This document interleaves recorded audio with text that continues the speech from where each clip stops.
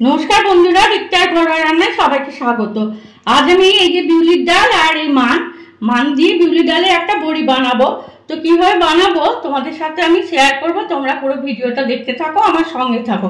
তো বিউলির ডালটা আমি কাল রাত্রে ভিজিয়ে রেখেছিলাম, আজকে ধুয়ে পরিষ্কার করে রেখেছি। এইবার এই মানটা আমি ছাড়াইনি তোমাদের দেখাবার জন্য, বোঝানোর জন্য। তো আমি ছাড়িয়ে কেটে আনছি, এনে কিভাবে বানাবো তোমাদেরকে দেখাচ্ছি।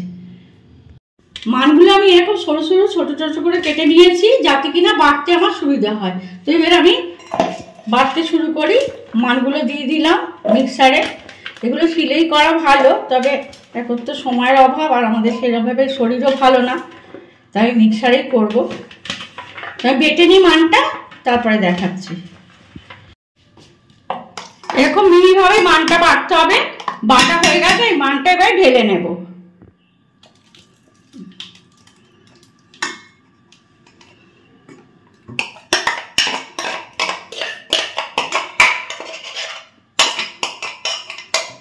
এরপর আমি ডালটা আস্তে আস্তে পুরো ডালটা বেটে আনি।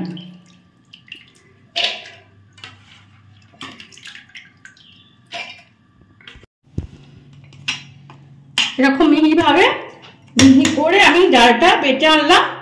ডালটা ঢেলে নিই, আর মানের মধ্যেই আমি ডালটা ঢেলে দেব।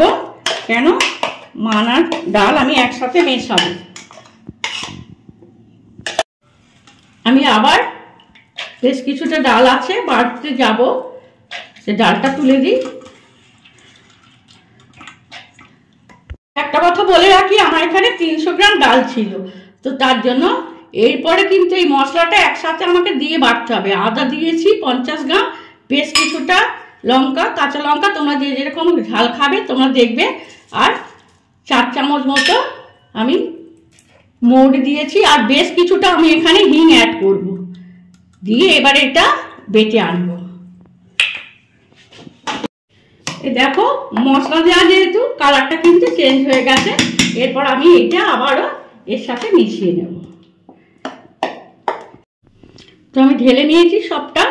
এরপর আমার কাজ হচ্ছে ভালো করে ফেটানো।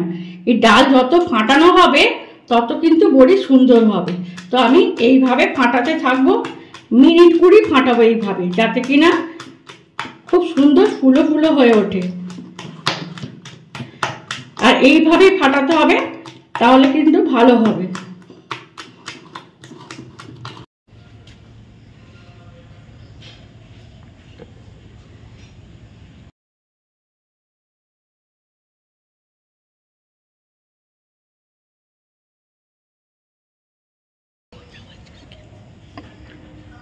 এইভাবে আমি সব বড়িগুলোকে দিয়ে নেব। দিয়ে আমি কিন্তু রোদ্দুরেই বসেছি, রোদ্দুরটা একটু ঘুরে গেছে। তো সব বড়িগুলো দিয়ে দিই।